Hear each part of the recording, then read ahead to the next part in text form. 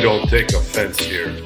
Thank God Joe doesn't know about the unmuting right there. Thank God for the intro. Good way to start the show. Yeah, always. Absolutely. Good dialogue. No one will ever be the wiser, right? There you go. Spanky McSpanky. And we're back with another episode of the Lakers Fast Break podcast. This is Gerald Glassford from Lakers Fast Break, Pop Culture Cosmos, where we cover the latest news and trends in pop culture each and every week, twice a week, wherever you get your podcast, plus also as well, of course, Game Source and Inside Sports Fantasy Football. Chris Ardieri will have another great show for you on tap this week. I got to get the Lakers Fast Break crew on there as well. But again, I'll tell you what, next week I'll bring the guys back in from Lakers Fast Break. We'll go ahead and have a great discussion next week. But this week is our annual, don't panic yet, or is it time to hit the panic button? We'll tell you if it is or it isn't, depending on what you got on your team. We'll talk about that this week as we go into all the major news and notes for fantasy football. Daniel, still waiting for that email, my friend. Please go ahead and email. I got something I want to run by you. Please, LakersFastBreak@yahoo.com. But we love having you here. Also, as well, of course, Joe Soro. Please go ahead and check him out today at LakersBall.com. He is the man, as Ox1947. It's a great place to go ahead and connect with other Lakers fans at LakersBall.com. Plus, he owns a company that you got to support. And that support is needed for you if you live in the Southern California area and you need a new lawn transformed into something much more magical than it is today. Go ahead and check it out today at Simblades, Simblades.com. Our good friends, Laker Tom and Jamie Sweet. You know, Laker Tom is very, very, very, very, very happy right now because Buddy Hield has been announced by Shams Charania of The Athletic as being available for the first time really in actuality on the open market. So you know he's got the Buddy Hield trades into overdrive, and you know he's doing that today at Lakerholics.com. Also, our good friend, Empire Jeff, he was on last night with the guys, and I truly want to thank him for stopping by anytime he can, especially last night. Was unavailable for me as due to a family emergency, so please go ahead and support Empire Jeff today by subscribing to his great YouTube channel. And speaking of great YouTube channels, our good friend, Mr. John McCallion, he is always in need of some good subscriptions. And speaking of subscriptions as well, please go ahead and click the little Joe with the beady eyes on the right-hand corner of your screen next to Tomer.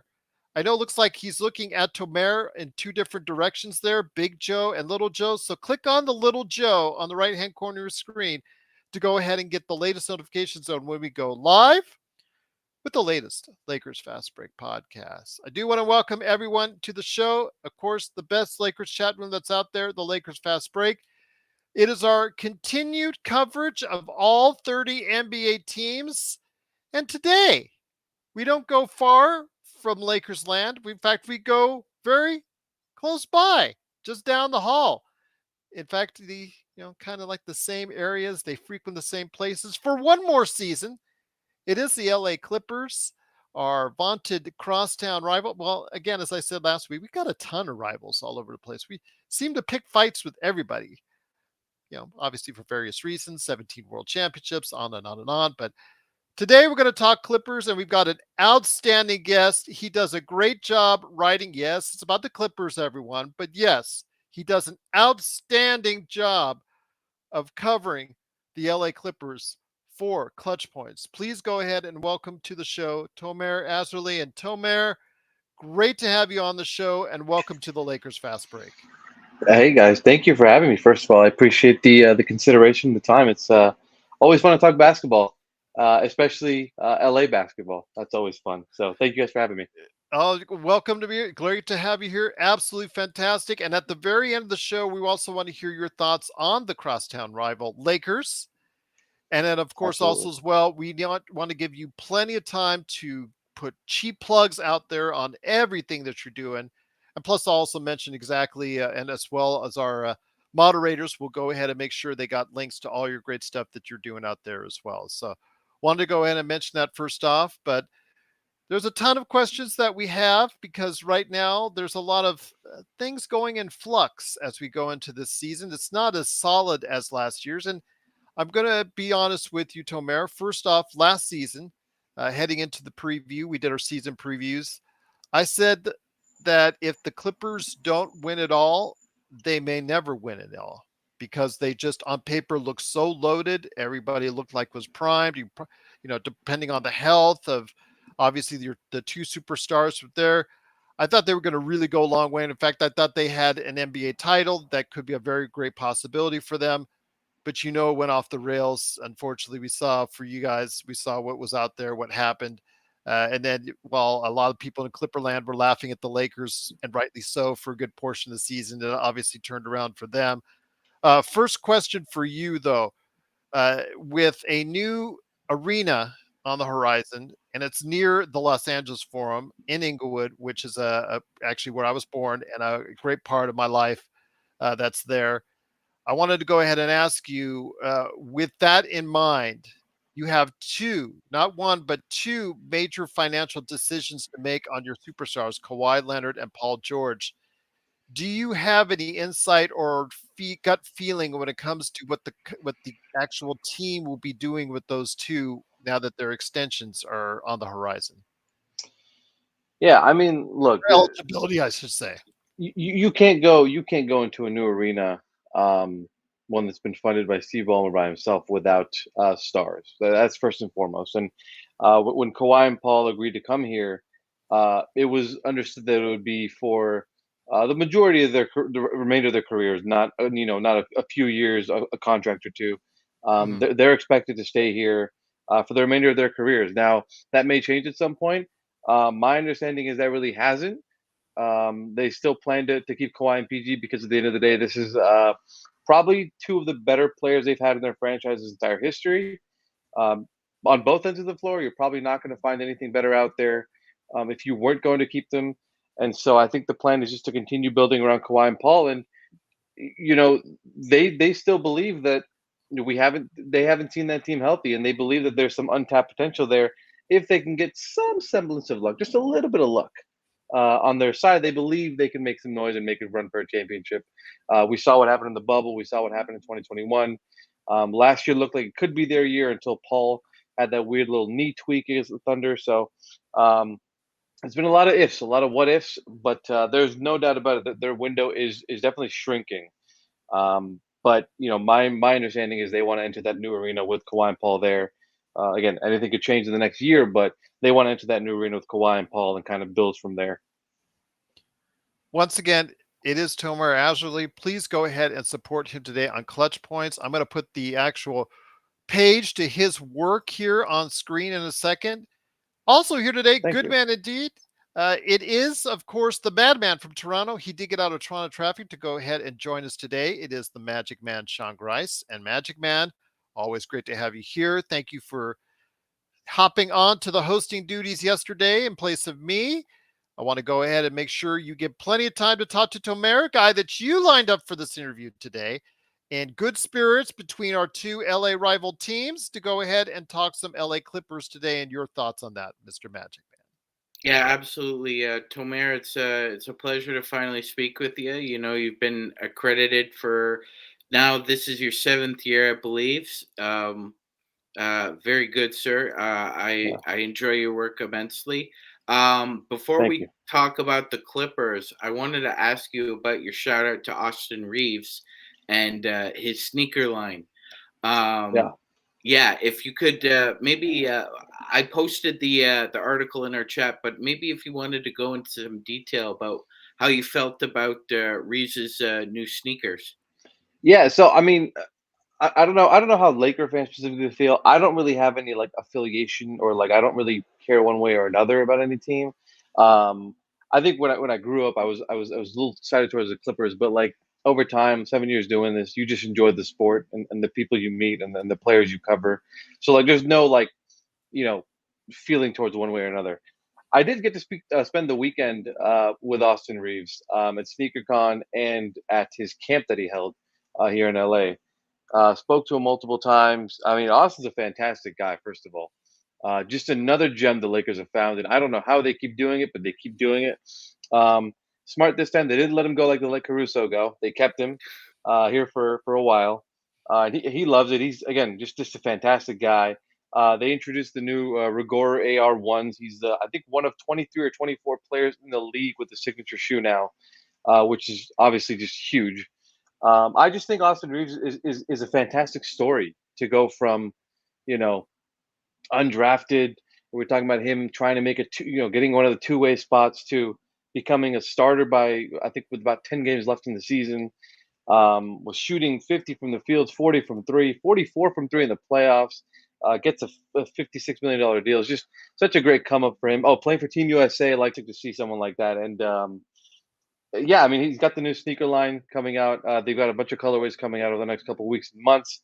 They debuted a few at SneakerCon this weekend, and really just couldn't have happened for a greater guy. I would say I got to spend the weekend with him. Like I said, talk with him about everything from growing up in a small town, seeing his name on billboards here. It's just golf, everything. He's a great guy. So really happy to see that someone really made it out the mud and got what he deserved. So really happy I for just him and excited. I just wanted to say, it was so funny though seeing when he was debuting them in the Philippines, and you Yeah, know how popular he was in the Philippines. But the night that he was doing it, the Filipino hosts were just so ecstatic, and then the crowd was going wild. And you see him; he's got his hands in his pockets. He's just like, I'm happy to be here. I think maybe, and it was just the look on his face of saying, yeah. I I thought think it was classic. he's still getting used to all that, but Yeah, like he was telling me they had security guards there who were doing their jobs, but at the end of the day, they were also like Austin Reeves, we're big fans. Like it's the Laker love, and then also just being a fan favorite and playing so hard and so well for them.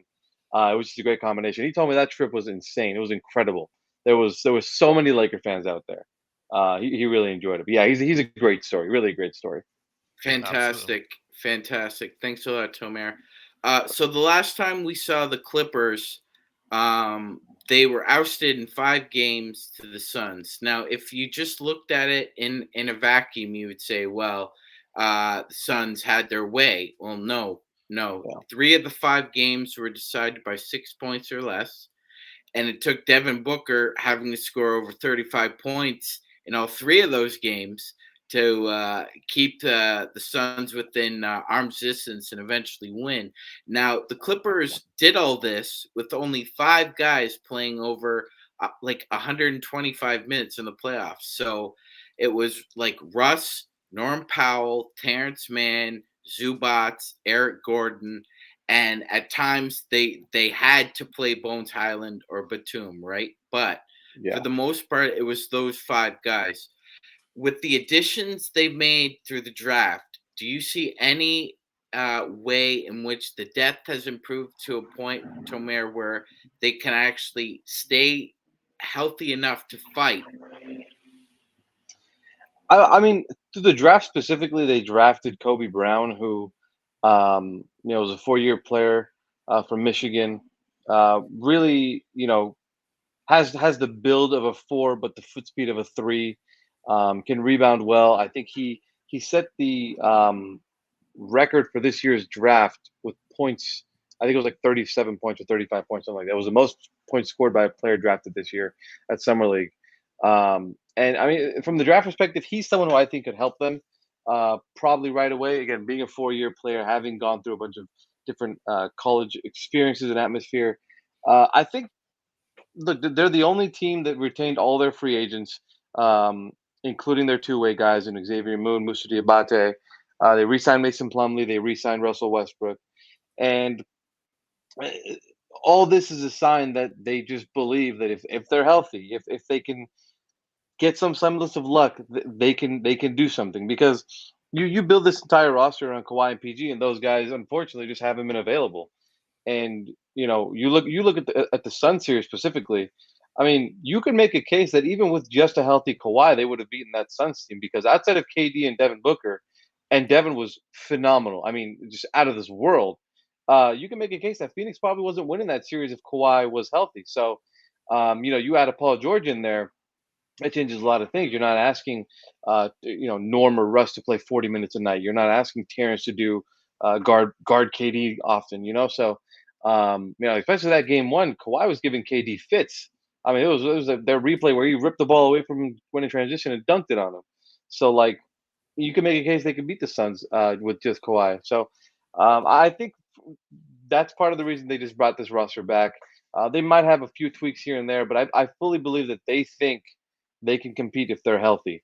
Um, I think Kawhi is now more than a year removed from the ACL surgery, so he's got that kind of uh, that first season gone. It's really tough to expect the guy in his first year back from an ACL injury to be, what we expect of him. And he was that. He was shooting well from the field. He did come into camp, in my opinion, a little bit overweight. Maybe not overweight, maybe too bulky, and he had to lose some of that weight about a month into the season, and it caused him to miss about 12 games. So I don't expect we'll see that this year. So we should be seeing something somewhat of a healthy roster from the start. And then you add Russell Westbrook, who in my opinion is the leader they probably needed, the vocal leader, the locker room leader. That's someone who I think they were kind of missing after trading guys like Lou Williams and Patrick Beverly. So I think Russ will be significant in that kind of department, and he's available. He plays. Knock on wood, he plays. So those are all things that I think he can. He will help the Clippers with, and I think that's what they're looking forward to start the year. Once again, it is Tomer Azarly. Please go ahead and support him today on Clutch Points. I put the link in the description already, but I'm going to go ahead and make sure you get it again. It is clutchpoints.com/author/Tomer. Also here today, a good man indeed. You got to go ahead and check out what he does for LakersBall.com. It's Oxide247. And of course, Simblades. Simblades, the company he owns with a Y.com. It is Joe Soro. And Joe, you've been waiting to speak to someone in the know in regards to the Clippers for quite some time now, because you have not liked the way, of course, as we all have, that the Clippers have had their regular season number. Will that change this season? Joe, share your thoughts and questions with Tomer. Thank you for being on, Tomer. I have a question that doesn't pertain to the head-to-head matchup for the season. I'm fairly confident that there are going to be some changes this year in terms of the results. We'll get to that later on in the show. My question to you is kind of like an ultimatum type situation before the season is coming to an end, and that's if the Clippers end up falling below expectations. Let's say they end up 20-20 after 40 games. Does Ballmer panic and try and trade either? I would think it's going to be Paul George for someone else to bring in who could change things up, or just accept that the era of Kawhi and Paul George isn't going to work. I mean, I think there's some context that needs to be applied to that question. Like, did Kawhi or Paul not start the season healthy? Are they available through the first 40 games that they started 20-20? Is there something else that caused this? I would say so. I don't think they'll make any drastic changes this year. I feel like they're fully committed to this Kawhi and Paul George duo. They have extensions coming up. I think the Clippers can offer them the most money. I think there's definitely consideration to the extension talks, but you can't just give guys 4-year maxes when they've played like 60% of the games. That you just can't do that. So I think there's definitely something to weigh here, and I think both sides kind of understand that. Paul understands that, Kawhi understands that, and the Clippers understand that. So I don't think we'll see anything drastic like that if they start 20-20, whatever the record is. I don't think we'll see anything like that. I think this team is just committed to seeing this year out. Again, the training camp with a guy like Russell Westbrook here, a training camp with Mason Plumlee. Not having a backup center was another thing that really killed him last year. It overexerted Ivica Zubac and caused him to miss some games with injury, and they really struggled with that second unit. So this year they're coming in much more prepared. And so I think they're committed to this roster. If we see any tweaks, it probably might be a Marcus Morris type of move. Just to, that's someone that's been rumored to be on the block for a while. There was that failed trade for Malcolm Brogdon back in July, I believe it was. So we'll see how it goes. But I think they're committed to this duo, at least to the end of the year. Thank you.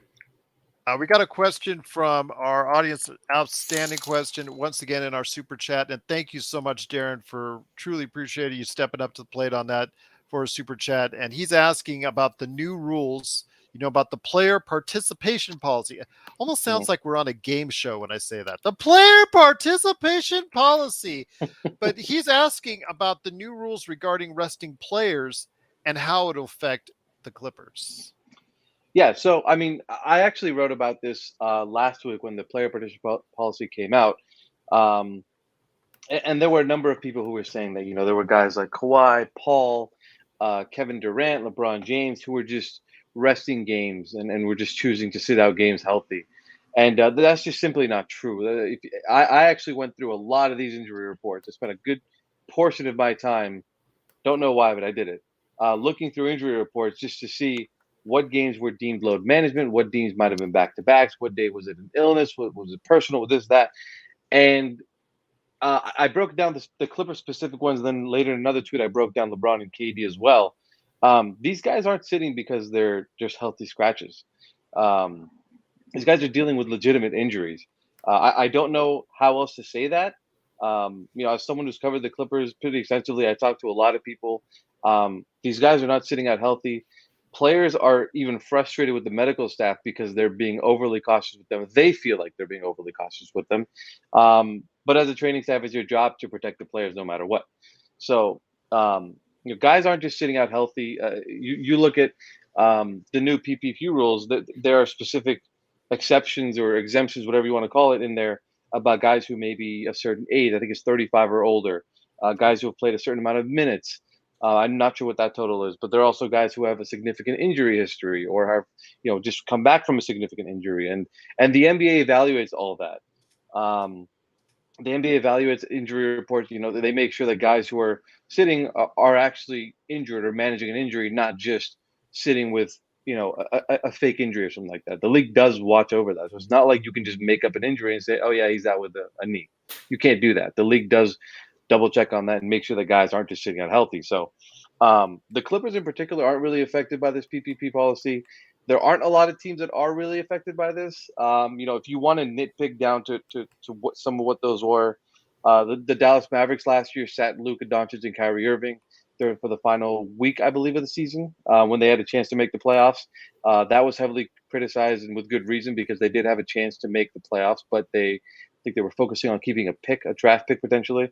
There was another example where the Clippers rested two players and rested players for 2 games of the final 2 games of the year before the playoffs in 2021, if I'm not mistaken. Now, those 2 games were healthy scratches. They were preparing for the playoffs, definitely healthy scratches. By the new PPP rules, I think those would apply.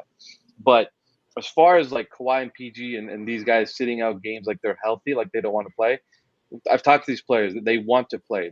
Their training staffs are just super strict. They want to make sure they're as close to 100% as possible. Guys aren't sitting out games because they don't want to play or just healthy.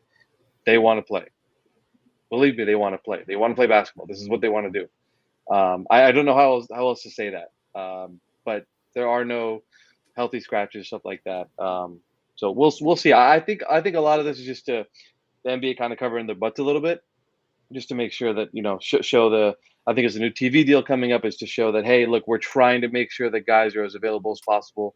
But the flip side of that is that, you're putting a lot of these national TV games in a back-to-back somewhere, and if you're if conference record is a tiebreaker at the end of the year, you have to value a Western Conference game versus an Eastern Conference game. And star Eastern Conference team, I have to play the Western Conference game if guys are being managing their injuries. So that's kind of how I look at it. I think that's the only way really you can look at it. I don't really think people should buy into the whole load management. Guys are just resting healthy, because it's simply not true. But hope that answers it. One of the things I want to ask you, and once again, we are with Tomer Azarly. Please go ahead and support his great work on ClutchPoints.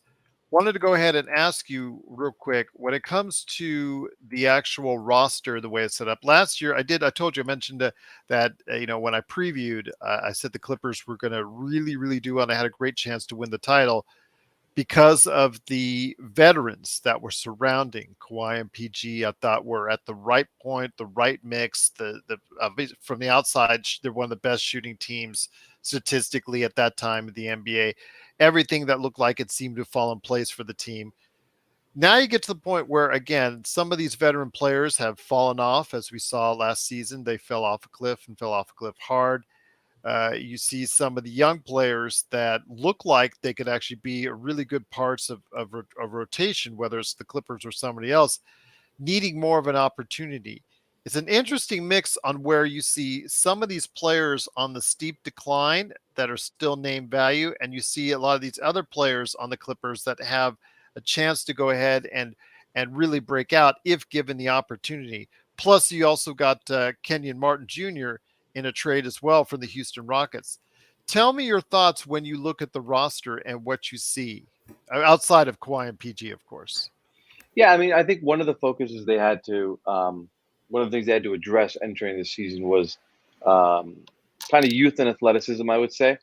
I think that Kenyon Martin Jr. definitely helps from that perspective. He's super athletic, pretty available, is young, so it's something that you need, a guy who can kind of go the distance some games that you need him to. I think Bones Highland's the guy who definitely we could see playing here and there a lot more than we did last year. I mean, the Clippers at one point had to run like 4 guard lineups in the playoffs because they just were down so many guys, and that's the lineup that was really effective for them. I think the 4 guard lineups were like plus 18 in like 10 minutes. I don't know. I remember that. I don't know why it was so good, but it was. And so I think youth athleticism they definitely needed to address. Ty Lue and Lawrence Frank, over the last couple months, dating back to the end of the season to now, we've heard them say we need to take the regular season more seriously.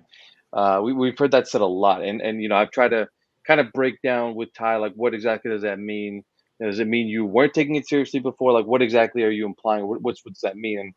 And it's really just making sure that at the end of the season you have a top 4 seed, so you're not in a position where you have to play the last game of the year and try to scrape out of a play-in seed like they did last year against Phoenix, the final day of the year. It's just giving yourself some good momentum, some good basketball heading into the playoffs.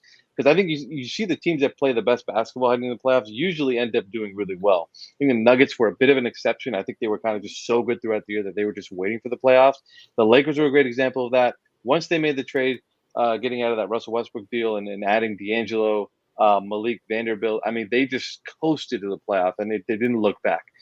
So I think it's important for this team to obviously stay healthy, but play the right way heading into the playoffs. I think last year PG went down, but aside from that, they were still struggling to find the right rotations, and there was all this hoopla about avoiding a certain team and all that. And I think you just want to be able to play your basketball. You get home court hopefully in the first round, at least in the first round, and just coast off of that. I guess is what I'm trying to say. I think that's the biggest focus for them. You talk about youth, talk about the athleticism. I think that's really their focus. I think when you look at those 3 things, if you key in on those, they should be fine. Again, health, assuming health, I think they'll be okay. But those things are easier said than done because you mentioned they have guys who aren't playing as much, like a Bones or a Terrence Mann. They could be playing more on other teams, but they're not. So I'm a full believer in Terrence Mann starting. They did acquire Russell Westbrook, and now he's a starter. So kind of interested to see what his role is and what Bones Highland's role is, as a result of that. So they have guys who should play, probably guys who would play heavy minutes on other teams.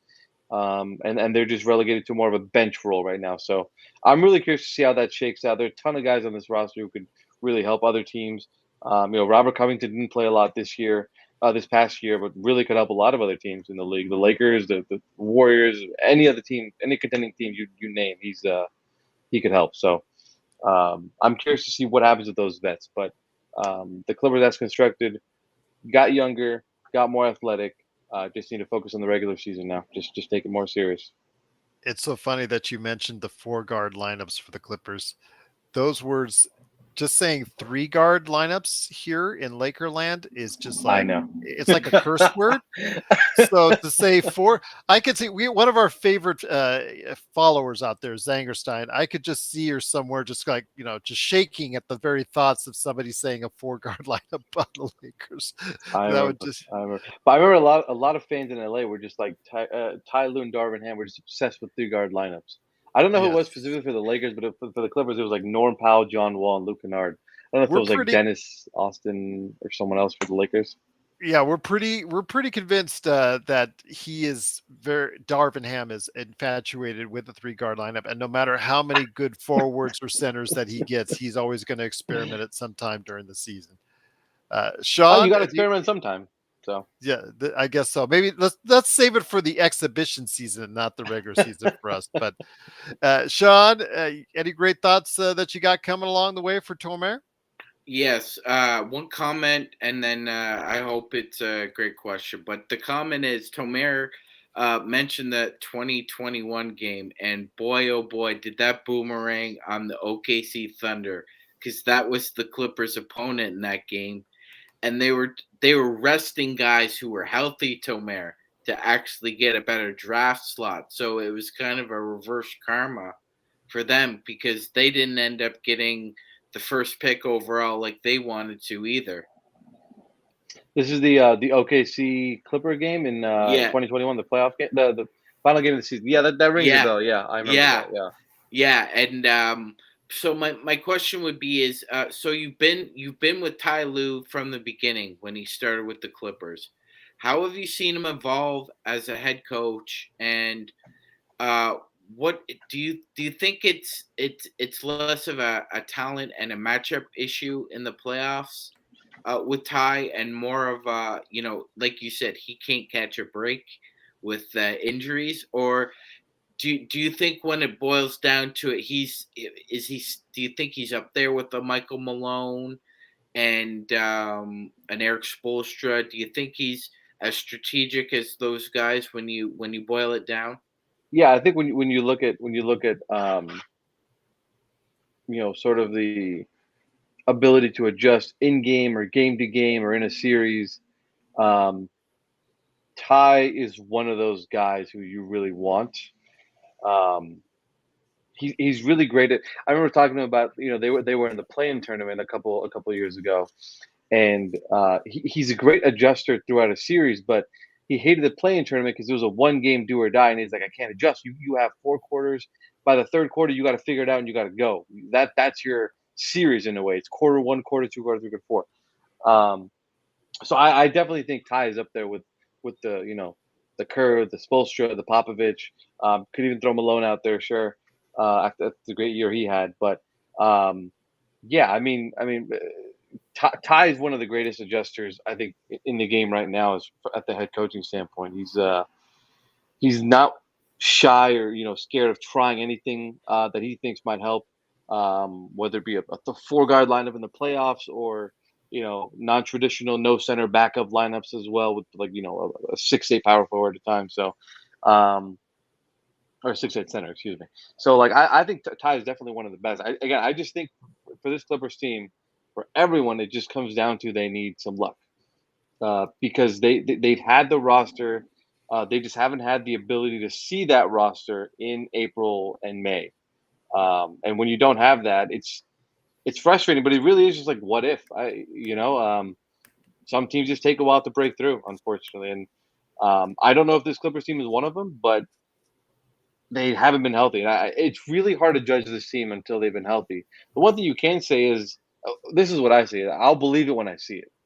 Um, we've done this, what if kind of thing for a while, but I'll believe it when I see it. They should be contenders, but will they be in April, May, June? We'll see. I don't know.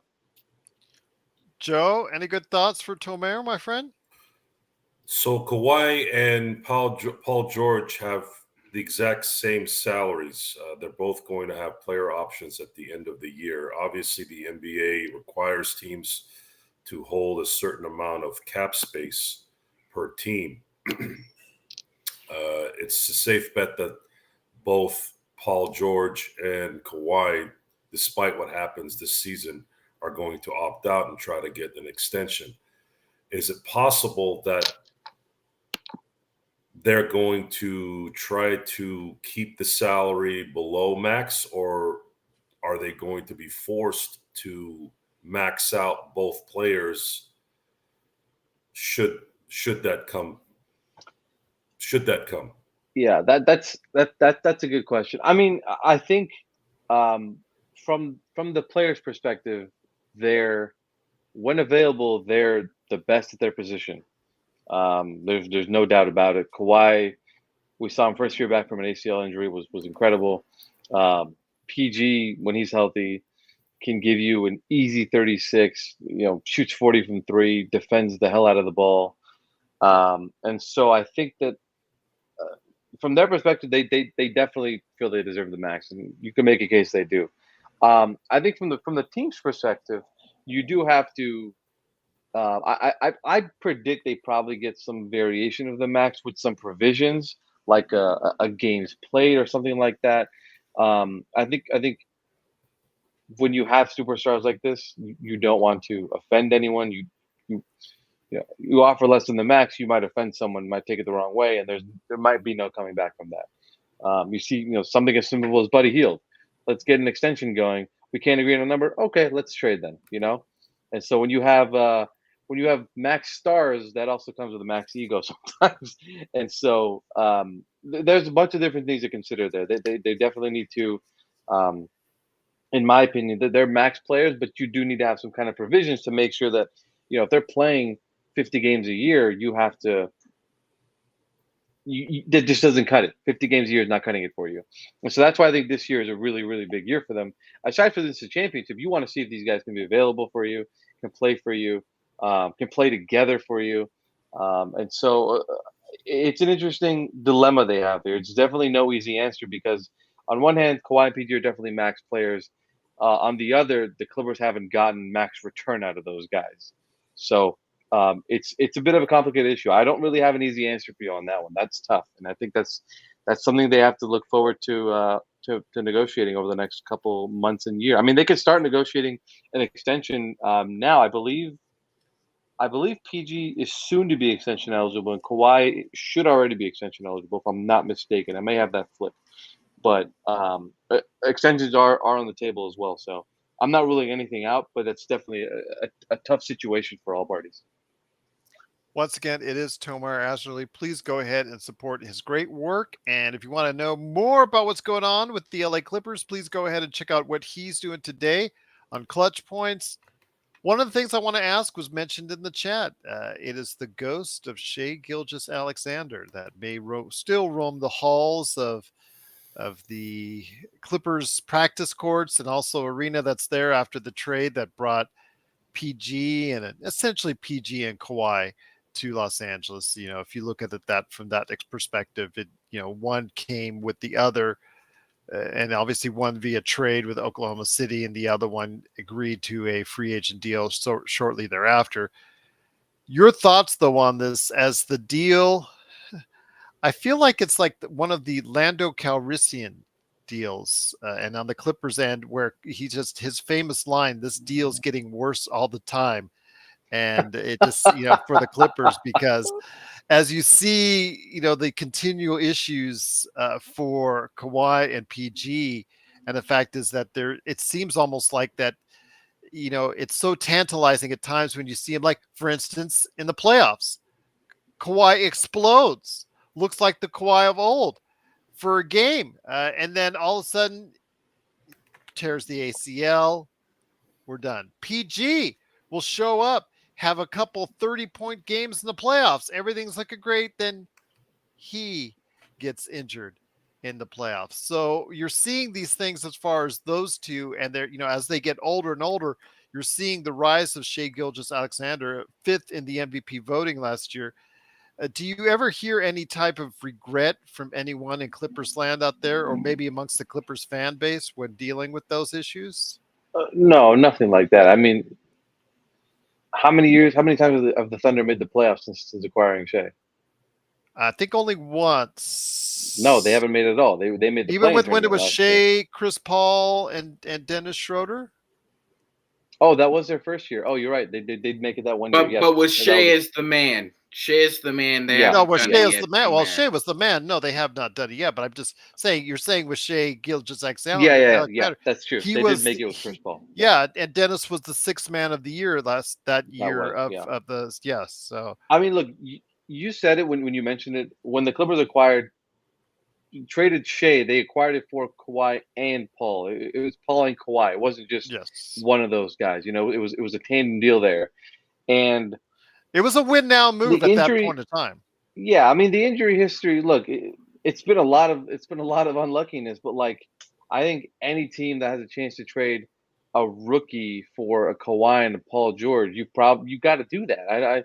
Like if the Lakers don't win the 2020 championship, like is it a bad trade to trade for AD? No, AD's a fantastic player. He's a defensive player of the year candidate. You still got to make that trade 10 times out of 10. And I think people forget that at the end of the year, there's one winner and 29 losers. Um, you know, it's really hard to win a championship. It's not easy, and you got to go through a lot of adversity. You definitely need some luck on your side. And so I think there's no regret about trading Shea. I think fans always joke around, be like, "Oh man, we could have had Shea." Yeah, Shea's fantastic. Shea's a great player. He's going to be even better. Honestly, might even win the MVP this year after what we saw last year and what we saw at FIBA World Cup. But you just got to make that trade if you're the Clippers trying to acquire Kawhi and Paul and make a run for a championship again. Up 3-1 in the bubble, a chance to make the conference finals against the Lakers, and I think at that time the Clippers probably had that Lakers team's number with the versatility they had. So it's a toss up. It's really hard to win a championship. So I don't think there's any regrets or anything like that. They just it is what it is. Shea's becoming a star, and the Clippers have been a little unlucky, but it is what it is. You got to make that trade. He was starting to play well for the Clippers at the time, just starting to see the remnants of what a player he could be, but it wasn't for sure, obviously, at that point in time. And you had Kawhi and PG wanting to come to the Clippers. Obviously, anybody at that time would have done that deal 10 times out of 10. And no matter how many first rounds you gave up, and obviously Right. the future with Shea Gilgeous Alexander, but it's just kind of ironic how that deal is starting to get a little bit more and more into one team's favor the more years it goes on. But again, if the Clippers do win or the Clippers go far, it could change things up in that perspective even more in their favor once again. But I'll tell you what, though, great to have him here. It is Tomer Azarly. Please go ahead and support him today on ClutchPoints. Does a whole bunch of tremendous articles. Austin Reeves shoe articles right there waiting for you. I put it in the chat. Also, as well, he did a great article on the PPP policy that's out there pertaining to the Clippers. So go ahead and check that out as well, along with another great number of articles that you got to go ahead and check out today on ClutchPoints. Magic Man, back up next, my friend. Any Clippers questions or comments for Tomer? I kind of touched. I don't mean to touch a nerve when SGA, but it's just No, it's it's no like nerve. it's like that No. elephant in the room that gets larger and larger with each year we see SGA No, I mean, again, performing better and better. Shea is fantastic. I think if you're the Clippers, you just got to go for it. Like, you can't have any regrets. You got to make that deal, and you got to pull the trigger again. Like, Yeah, if the absolutely. Lakers don't win the 2020 chip, you still trade for AD every single time. You have to. Yeah. It's a generational talent. Oh yeah, when you were looking at that point, there would have been 100 out of 100. I agree with you on that whole. Yeah, Tomer's 100% right. I mean, I remember being in Toronto 8 years ago, and Alex Anthopoulos really needed to pull a rabbit out of his hat, so he traded everything he had for Troy Tulowitzki and David Price, and they eventually got to the playoffs, but they went for it, and it wasn't enough. But he did the same thing with the Atlanta Braves, and they won a World Series. So it's like Tomer is saying, well, like when you have an opportunity to go for a championship, that's the only path to take, because you never know when that chance is going to come again. But And I'm so sorry to cut you off. You just saw the Toronto Raptors acquired Kawhi Leonard in trade where he didn't want to go there, and they won the championship their first year. like coming off that year, you have to do it. You just have to do it. Have to. Absolutely. Sorry, go ahead. No. Thank you for adding that on. I just wanted to ask you, so for the guys who didn't play much in the playoffs, so Brandon Boston Jr., Amir Coffey, do you see anybody kind of like stepping to the wall first? Because we all know the first one through the wall gets bloody, Tomer. But is there a young player on the bench that's going to really assert themselves necessarily with Ty Lue right now? I mean, in my opinion, it's probably going to be Bones Highland, who's 23, and it's Bones Highland among the young players. Bones Highland, Kenyon Martin Jr. or Kobe Brown, their latest draft pick. Kenyon Martin, I think you're going to have to play, so I don't know if you're really too worried about that. Bones is like second or third on the depth chart as a point guard, but does give you some very interesting flexibility. He's a great playmaker, a really aggressive scorer, downhill attacker, which is something that they've lacked at times. So he definitely feels some kind of need, and he's kind of a spark plug where he can heat up and give you 10 points in a 2-3 minute span and ignite a crowd, and that's kind of stuff that you need on your team at times. And Kobe Brown, who they drafted. I forgot when he was drafted. Definitely second rounder. Missouri, yeah. Missouri. Okay, Missouri. Yeah. I said Michigan. Yeah, Missouri. He has this versatility about him, especially in summer league. He has this versatility about him. Like I said, he can play the 3, he can play the 4, maybe some small ball 5, but he's kind of too big for a traditional 3 to really handle. But he's also really fast, really great foot speed for a traditional 4 to really defend. So I believe Kobe Brown could actually make a case for a rotational spot this year with the Clippers. I really do, just because that's a position of need. Now, if they go out there and acquire someone else for that position, then that's probably not a conversation we need to have. But as it stands right now, Marcus Morris kind of in flux. I definitely could see Kobe Brown being a guy who steps up, just is so good you can't play him, you can't not play him, and really makes an impact right away. Joe, any thoughts for Tomer? Either comments, questions, or anything else before we get into the Los Angeles Lakers and obviously what he needs to tell everybody out there when it concerns what he's doing out there at ClutchPoints? I'm anticipating a change this season. The losses to the Clippers have become a little redundant, and I'm pretty clear. I'm pretty confident that the streak ends here this season, and I'm going to be curious to see how the reaction would be to the Clipper contingency.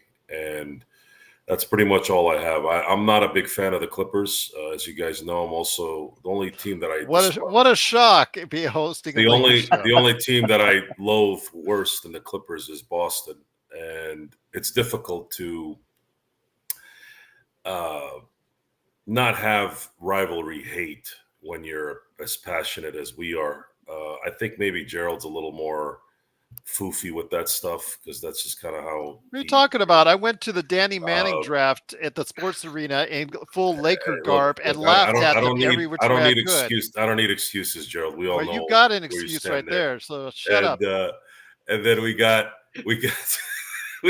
Magic Man, who likes to make people feel good, and despite the rivalries, and that's a good thing. Me, I struggle with it. I struggle playing nice in this because I prefer a little bit of angst because it makes the wins that much better. But these are fun. I love those games. Lakers Clippers games are so much fun just because no outcome either way would surprise you. And you know that there's going to just be an outburst of reaction on social media either which way. Either way it goes. That's what I love about it. There's always going to be some kind of overreaction. There's always going to be some, well, this isn't your championship. Well, this is your championship. I love it. It's so much fun. It's fun to be around. It's interesting you say that too, because I'm not trying to veer off what we're discussing here, but there is word that formerly Twitter, X, whatever they call themselves now, I'm hearing that Elon Musk is going to start charging for the accounts to eliminate the bot issue. I'm kind of curious to see how social media is going to change should that be implemented, and how it's going to change the atmosphere of these type of games. So stay tuned to that, because I'm actually curious to see how that kind of develops. And is there going to be a rival to Twitter out there that could materialize so people can continue to, I guess, keep the juices going after these games? Yeah, the ponage. We need to keep the ponage alive. You're the thesaurus there, Sean. I can't compete with you there, but it is fun. It is fun because it adds to the competition. A lot of that has died down since I've become an adult. Really? Yeah. Everybody's holding each other. You know, we've Could have fooled me. fans have taken on this kind of like the LeBron era, Dwayne Wade era of, hey, let's go have dinner after we play, and let's be friends, and let's go on a banana boat during the off season. Whereas I was used to, watching Larry Bird on Winning Time basically want everyone to fall into a pit of acid. That's kind of how my brain continues to go back to. But it is, and I've had Laker fans who've always said, "What the hell are the Clippers doing here? They need to go find their own place, or they need to move to San Diego, or back to San Diego, or go to Seattle." I'm like, no. I don't want the Clippers to go anywhere. That's 2 extra home games where the Lakers don't have to travel. The Lakers never, in the last it's been 22 years now. They've only had 39 road games. So that's a good thing. two extra games. And the unfortunate part about the 2 series in 2006 and 2020, the unfortunate situation there that we didn't get a chance to see is seeing 2 teams play in the same building for 7, or let's say 4 to 7 games. That was the real problem. Now, the funny thing about the bubble is they still were going to be in the same arena, except it wasn't going to be in LA. Yeah. And the first one, obviously, I'm talking about in 2006 when Kobe hit the game winner in Game 4. Lakers went up 3-1, lost Game 5 to Phoenix, and then should have won Game 6. But Kwame Brown decided that he didn't want to rebound, and we all saw what happened because there. He's got Chubbs Peterson hands. Yeah. I mean, what better way for the Clippers to close out their tenure at Staples than a Lakers Clippers series? That'd be fantastic. That would be a lot of fun. That would be absolutely looking forward to it indeed. Gerald would love it, guys. I know Gerald would love it. Yeah, especially you as a Clippers fan there, Joe. But I will say this, though. It would be a heated rivalry that would be great for business for both sides on the Clippers and the Lakers. So it'd be great for the people covering, too. That way we don't have to travel. Exactly. Travel is just downtown and back home. Yes, that would be the best part, I'm sure, for you guys out there and gals that cover everything that goes on there at the crypt down there at in LA. So, but the last 3 questions I have for you in regards to the Clippers. That's from our audience. Again, the best Lakers chat room that's out there. It's the Lakers Fast Break. The first one is about Terence Mann, who has been in and out of trade rumors, been in and out of the starting lineup, been in and out of a major contributor to the LA Clippers over his 4-year span. He's had moments of brilliance and moments of where he's actually been invisible, and actually moments where he's been very visible on the bench. Your thoughts on Terence Mann?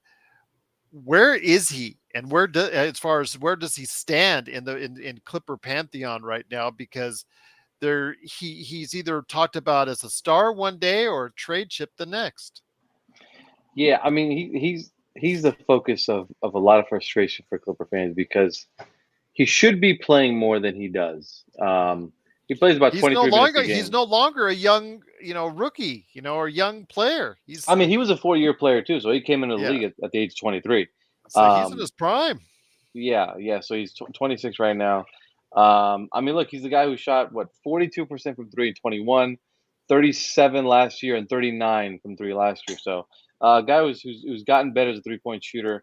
And I think he just does everything they need for them. And unfortunately, that's kind of played against him in some ways, where he's the one guy on this team, and I've talked to him about. I've talked to a lot of people about it actually.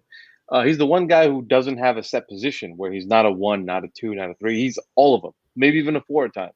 And so when you have to play that kind of uncertain role, whether you might be guarding a KD one night or guarding a Russ one night or what have you, it's almost tough to prepare for a consistent role. You just got to go out there, game plan for what this night might have you doing or that night might have you doing, and go from there. But Terrence has been a cause for frustration because a lot of fans think he thinks he should play a lot. He should be playing about 30 minutes a game. When he started, there's a stretch before the All-Star break, before Russell Westbrook was acquired, that he was playing a lot of minutes and they were playing really well. I think they won 12 of 15, if I'm not mistaken. They all lumped together after a while, but yeah, they were playing pretty well. So I am curious to see what his role is because, again, he's a guy who should be playing a lot. His numbers with Kawhi and PG are really, really good. So really curious to see what happens with him. He should be playing a lot, though. Fans are frustrated. Fans are frustrated with him at times. Okay, I just wanted to make sure because it just, I seems like he's playing, then he's not playing. Is he going to be a major trade chip? In regards to They want to James keep Harden? him. They want to keep him. Okay, because They want to keep him. They definitely want. He is the major entity if a James Harden trade should happen, and which leads me into my next question from our audience in regards to Russell Westbrook. I mean, you saw how he was here with the Lakers, and that didn't work out, to say the least. I think I'm being very kind when I say that, but he's found new life with the Clippers. He's found a better fit with them. They've been able to utilize his talents and whatever he has left for his game, been able to utilize that a lot better than what happened with the Lakers. Your thoughts on how he can lead this team? Is he actually still a starter for, a team like yours? Or is it just he's warming it up for a possible James Harden trade that seemingly never has gotten done, but ultimately looks like it may have to at some point in time if it deteriorates even more in Philadelphia? So the James Harden thing. My understanding is he kind of threw the Clippers out there as leverage to get a deal with the Sixers and didn't get it, and now has to follow through on his claim. Mhm. So I don't. Obviously, a player like Harden, you're going to be interested in. I don't know how significant that interest is. Is it worth gutting your roster for a guy who's requested 3 trades in 3 years and consistently has some shortcomings in the playoffs and doesn't really take accountability for it? That's tough. I don't know if you really break apart your roster. You give up some of your not young guys, but younger guys. Your picks for that. So I just want to clarify that. Like I don't know if it's the Clippers really wanting Harden. I think it's Harden trying to use them as um, kind of a bargaining chip, and it didn't really work out for him. That being said, you would take him if it works out. But Russell Westbrook signed there to be the starting point guard. No relation to Harden. He's here to be their starter. He's here to be their leader. He's definitely found a home here. He played really well coming out of last year. And I also think he was kind of on his best behavior, understanding that, you've seen how some guys like a Carmelo or a Dwight just kind of end their careers. And you want to go out on your own terms. And I think he's definitely a guy who has a lot more in the tank. He's not close to being done yet, but a lot of it is about situations and different situations that you're in, different fits that you're in. I was actually talking to Austin Reeves about this over the weekend. He was saying that, Russ is one of the first guys that texted him when he signed that new deal to congratulate him. And they talked for a bit and still great friends. He has nothing but love for him. And Austin was just saying that, it's the Lakers just weren't a great fit roster wise, and the Clippers are a much better fit. He said getting to know Ty Lue, it just makes a lot more sense in his system. And it shouldn't be anything, personal or anything like that. It happens sometimes. Teams just don't fit all the time. Guys don't fit in specific roles. So on this team, though, he definitely can be their leader. Like I mentioned earlier, he's a guy who is a vocal leader, and that's something that Kawhi and PG, frankly, really are not. He's the guy who can really command a locker room. He's the guy who Ty Lue was saying saved the season, even though they lost in the first round. A guy who, when they had like 6 practices in March due to a kind of a lenient schedule, was organizing and making sure practices were taken seriously. That was all Russ. So Russ feels a need at the point guard position as a leader, and so I definitely think that there's roles here that they needed him in. Um, you know, they say let Russ be Russ. I think Russ needs to play within his role in order for him not to be too much of an a liability, whether it's on offense or defensively, whatever, what have you. I mean, he played defensively great in the playoffs, but again, over an 82 game season is much harder. So he fills a need for them, and I think it's a great fit. But I think you definitely need him to both be himself, but also play within a specific role, if that makes sense. And I think if you do that, you get a good version of Russ. And the last comment from our awesome audience out there, the best Lakers chat room that's out there here at the Lakers Fast Break, is about your new arena. I guess it's called the Intuit, after Intuit Arena. I The think that's Intuit what's Dome. the Intuit Intuit Dome. Dome. Okay. Well, I would have gone with arena myself, but okay. Intuit Dome it is. Your thoughts on it? I mean, we all joke on this show about the 1,000 toilets seemingly as it will have, as far as I guess the fascination with the toilets that has come into play. I want to hear your thoughts in regards to the actual arena itself, your excitement for it. How is it shaping up for a grand opening at the start of next season? Yeah, so we last got to see it earlier this off season. It looks fantastic. I mean, I think we'll probably get another close look at it in a few weeks. But the arena's looking great. I mean, I think Steve Ballmer has just been fully committed to um, fan, the fan engagement and making sure fans are having the most amount of fun, having the best experience. I guess your fan experience. Not having to wait too long in the line for the bathroom or the concession stand or just to get in. They're gonna have this new little. I'm sure you've seen those Amazon stores or whatever they are, where you can just walk in, pick something up, and leave, Yeah. and they'll just charge your card based off what the cameras see that you took. They want you in and out of those concession stand bathrooms quick, and they want you sitting and watching the games. And um, I think the seats are going to be bigger than most arenas, is what Steve was saying. They're going to be having a different setup to make sure the fans have a greater angle to look at the game. They even have this thing called the wall, where it's just going to be just a steep wall of Clippers fans. So, I mean, it's going to be really cool. It sounds like it's going to be really awesome. I think the media section is also in a pretty good location, so I'm not complaining about that too much. Yeah, I mean, it's really cool. I think it'll be nice for the Clippers to kind of have their own arena. I mean, I think it's LA. You're still going to get opposing teams fans and Laker fans, and that's never going to go away. But I think that just be independent and have your own training facility in there. Your business offices will be there. Everything will be there. You're going to have some outdoor basketball courts, some indoor basketball courts that you can like rent out. They're going to host community events there where you can. I believe the plan is still to have like a basketball court up front. So on your way to the arena, you can play some pickup games if you want, shoot around lightly if you want, just to improve the fan experience. So I think it's going to be really cool. We'll see how it turns out. I'm looking forward to it, but should be really cool. And also, where you mentioned the media seats going to be great as far as, or a lot better That's as what I far as. hear.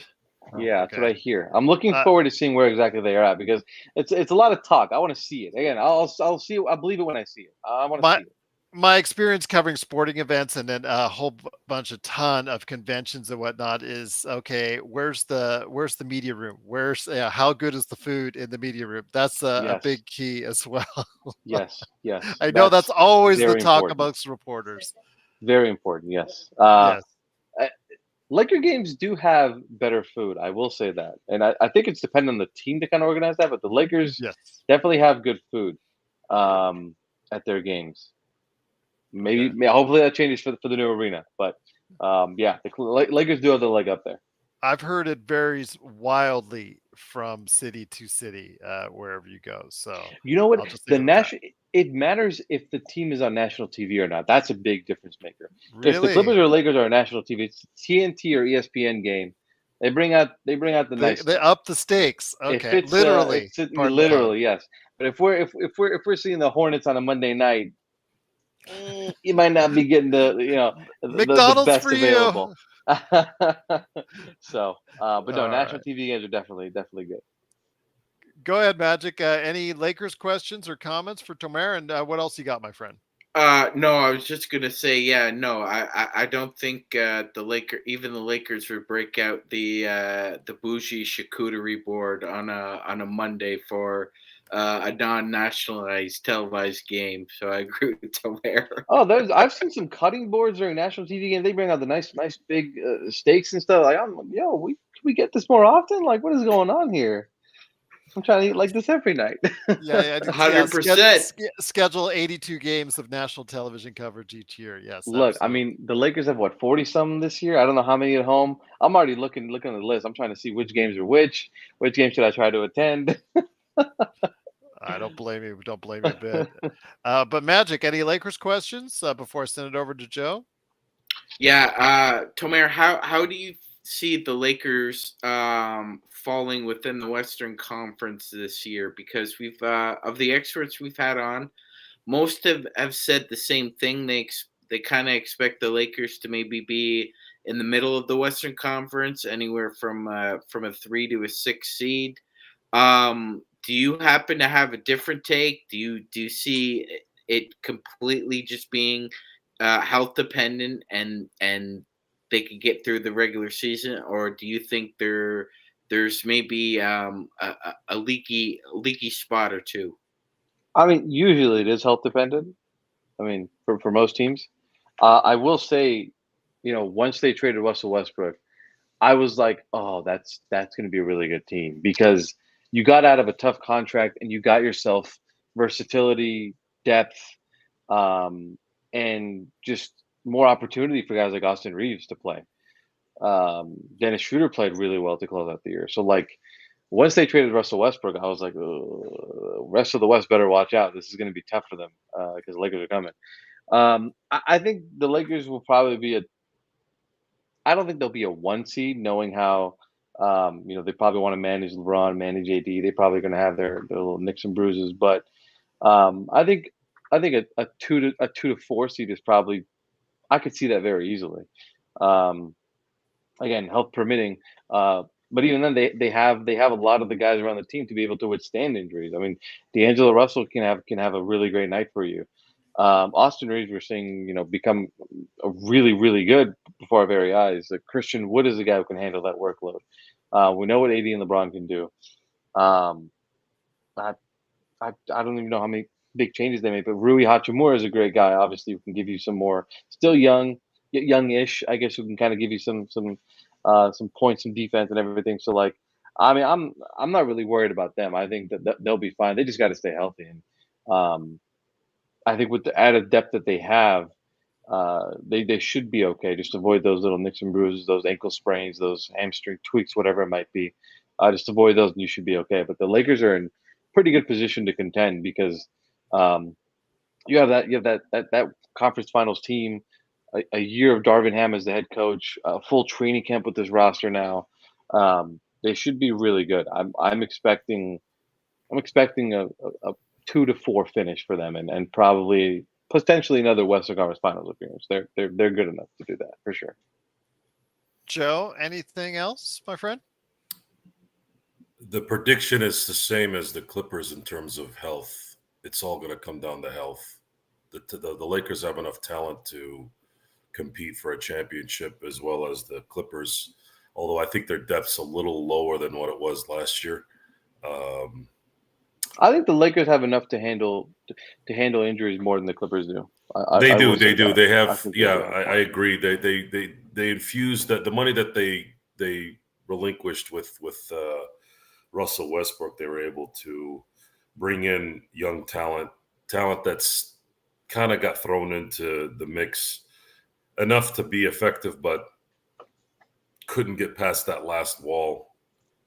And I now totally they have. forgot Gabe Vincent too. Gabe Vincent's on the. I forgot about that.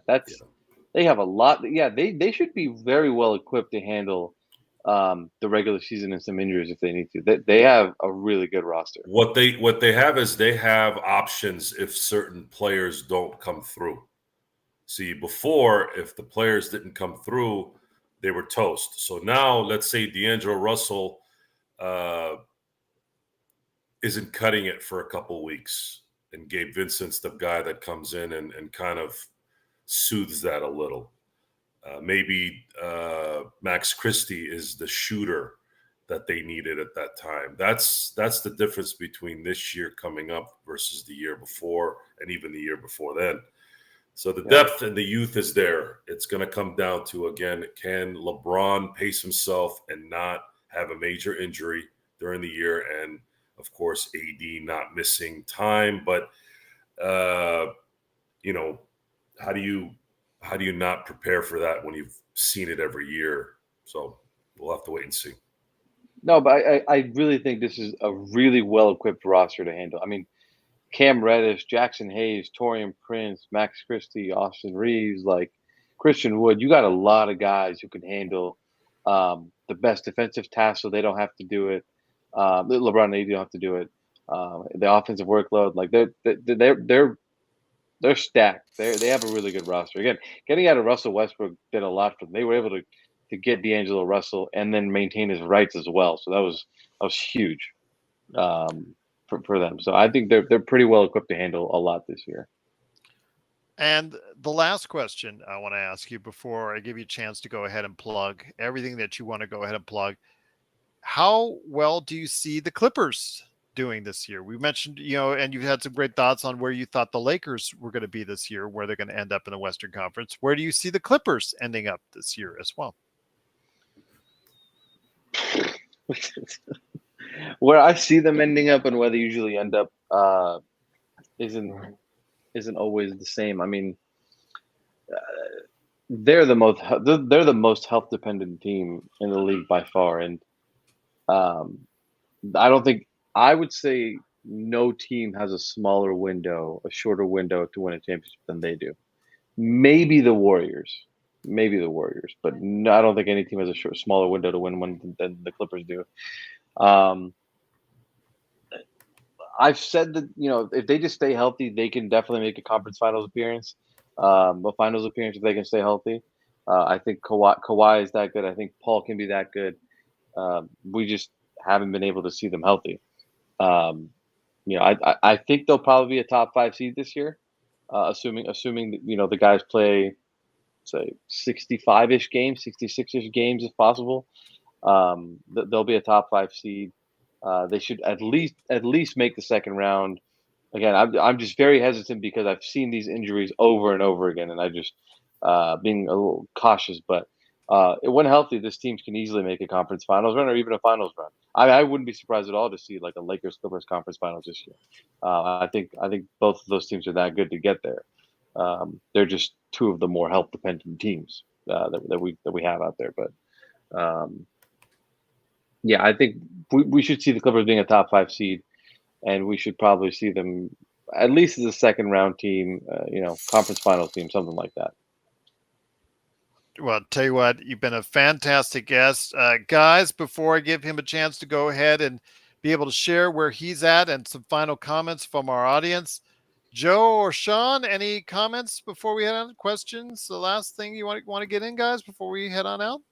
Yeah, absolutely. Tomer, I really want to thank you for your candor with what you had to say about James Harden, because I don't think a lot of reporters covering the NBA are willing to say what you said, that he kind of just threw out the Clippers for leverage. That's what I feel, and I feel a lot of hoop heads feel the same way. Is that just that's what it is?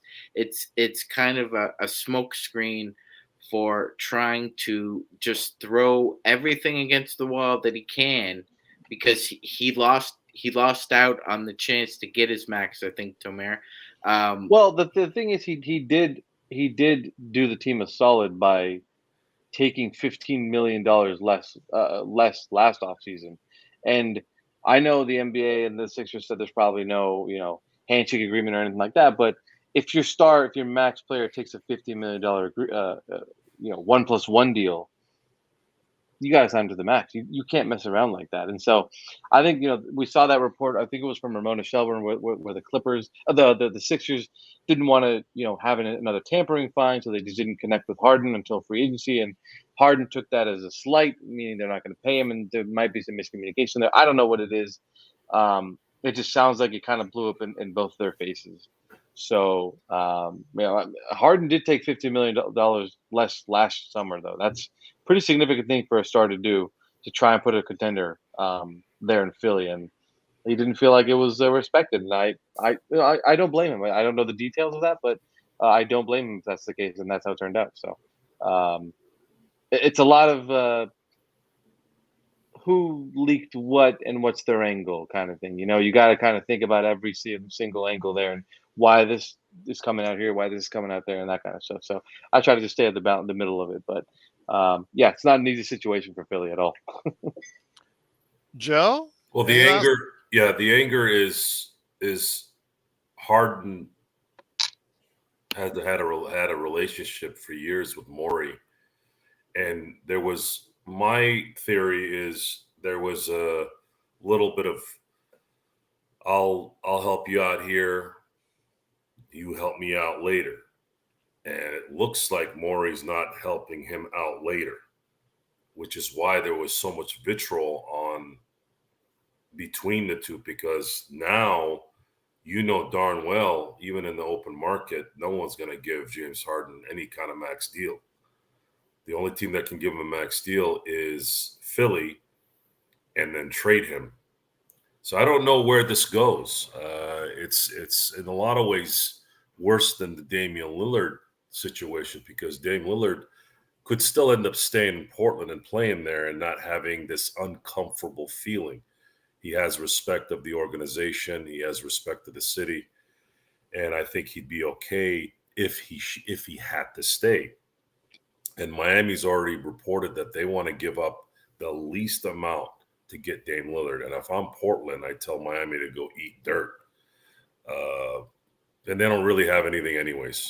They have no assets other than a couple of shooters that probably wouldn't perform well in Portland. Both those guys enjoy the Miami lifestyle, especially Tyler Hero. So I don't see what the benefit in Portland trading Dame Lillard to Miami, unless there was some way they could get assets. But you guys have heard me say this before.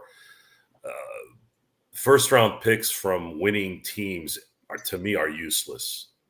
Yes, I know that you can use them in trades, but at some point, and for some weird reason, this doesn't click to a lot of these teams.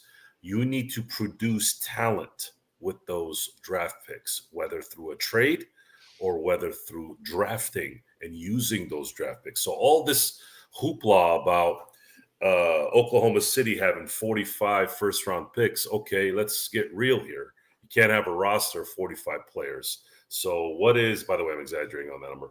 What are these draft picks going to do for Oklahoma City?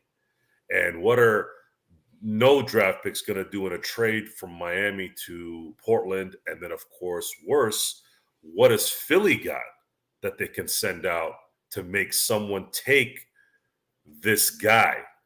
To me, he's this guy now. He is in my opinion, not overrated. You can't say he's overrated. That's just not the right word. But one of the most irrelevant games of the last 10 years to me in terms of winning basketball. Maybe even more so than Russell Westbrook, because at least Russell Westbrook, granted, I know James Harden was on that team. Russell Westbrook was a 1A on that championship or that finals team. And if a ball bounces a couple places here and there, they're going to the finals in 2016. Whereas James Harden had that ability, but it was almost as if he got close a few times and then just he didn't show up. I never felt like Russell Westbrook didn't show up in those games they still lost. I feel like James Harden did not show up. So what's the point at this? What is the point of bringing a James Harden under your team? I'm not going to go buy tickets. I'm a basketball guy. I'm not going to go buy tickets because James Harden's playing. This game already bored the hell out of me when he was really good. Now it's even worse.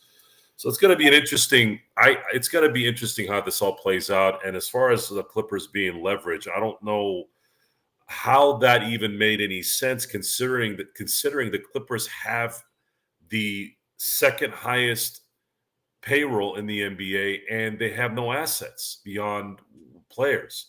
So this is the part where I think we've discussed this on the show, where there isn't anyone quick in the main media area to, and maybe they have, and I haven't seen it, but no one says something quick like this is not possible because of this. So I don't know. You saying the Harden deal is not possible to the Clippers? If Philly wants legitimate compensation, no. Oh no, of course not. No, they're going to have to. They got screwed as soon as Harden opted in, and one Harden. There wasn't much money on the free agency market, and I think he got wind that Houston was going another direction, which is probably why he opted in.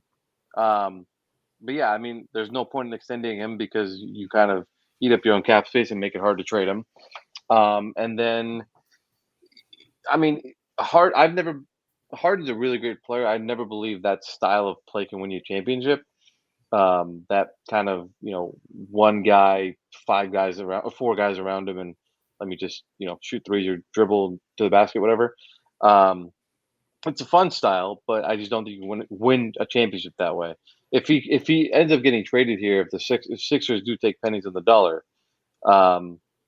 you probably see a much different Harden here. He's not a first option, not a second option. He's more of a third option. So we'll see. We'll see. I mean, the Sixers are not getting equal return for James Harden. They're just not getting it. So we'll see what ends up happening there. But I think the Clippers, it appears they're fine entering the season without Harden and with this roster. Once again, it is Tomer Azarly. Please go ahead and enjoy his great work. And the last thing he's going to do is let us know where you can find all of his great work, where he is on social media, and anything else he wants you to know to go ahead and check out what kind of great work that he does at ClutchPoints or anywhere else. But my friend, the floor is now yours. Let us know where we can catch all your great work on Austin Reeves, his shoes, and so much more. Well, first of all, thank you guys for having me. I appreciate you guys taking the time, bringing me on to talk hoops. Always fun to talk basketball. Always fun to talk. I do cover the Clippers, but I pay a lot of attention to the Lakers. I'm a hoop head. I'm watching everything I can. I got League Pass, switch to channels, everything like that. So appreciate you guys having me and letting me talk. Yeah, I mean, you can find my work. You're the best part of the Clipper thing. I have to admit, you're the best part of it. And we look forward to having you on during the battles here, and hopefully it can end with a playoff series as well. I really am hoping for that at least once in our lifetime. We need one. Thank you. I appreciate that. So thanks again, guys, for having me. You guys can find my work at ClutchPoints, obviously. My Twitter is obviously the biggest place that I do everything on, at Tomer Azarly, TOMERAZARLY. On ClutchPoints, I write a lot of my stuff. I have a lot of stuff coming out over the next couple-ish weeks on Austin Reeves. So we'll probably get that out soon. Hope you guys check that out. And, Instagram, TikTok, all that fun stuff. You can find me there too. But mainly Twitter and my author page on ClutchPoints. That's where you can find me. But I do appreciate you guys taking the time and having me on, and the support. That means a lot. So thank you very much. Oh, no problem. Great to have you here. Once again, it is Tomer Azarly. Please go ahead and check out the great work that he's doing today at ClutchPoints, ClutchPoints.com. And you know what? During the course of the season, we'd love to have you back on talking about the Clippers, where we're stands. But I know that Sean's going to be heading up a lot of our pre-games when it comes to the Clippers. So would you be available sometime during the season to go ahead and talk about where the Clippers are at during the course of the season before some of the Lakers, the rivalry games that we're supposed to be having? Yeah, absolutely. I'd love to. I mean, game nights are very busy, but I'd love to talk with you guys again. Yeah, of course. Just let me know. Awesome indeed. I wanted to go ahead and mention one last time, and a great super chat. Thank you so much again to Reggae Joe for his great contribution. Truly appreciate it. And to Darren for his great super chats, including, sorry, Tomer, but the Lakers are taking the season series this year. It's a lock. And Joe and I have a tendency to agree. Sean is trying to stay on the fence on that one. But again, Tomer, all the time that you've taken with us tonight, it is greatly appreciated. And, Joe, I don't really want to thank you for anything. So there you go right there. But you're a jackass as always. But I will go ahead and say, everyone out there, we've got another great few shows again lining up here. Yeah, Joe's just a bully. The only person he can't bully is me, because I will go ahead and cut him off anytime he starts. So I say we got some great shows lining up. Also, as well, tomorrow it's Ross Lovelace on the Oklahoma City Thunder. Right after that, on Friday, we've got Christopher Dotson talking the New Orleans Hornets. So great stuff coming on the way as far as our team previews. Truly appreciate it. Again, Tomer Azarly, please go ahead and check out his awesome work. It is truly appreciated if you do, and also truly appreciated if you go ahead and subscribe, you like, and you share all the good things about our show. Even Joe, I guess. Maybe. I don't know. We'll see. See what kind of mood I'm in. But we'll go ahead and thank you again. Truly appreciate is he a lovable bully? Can I just take the lovable part out of it, Endorphin? Just leave it at the bully? Maybe like that? Maybe? All right. But truly appreciate all the time that you take out of your day to go ahead and check us out. We'll see you tomorrow for another great team report and team preview right here at the Lakers Fast Break Podcast.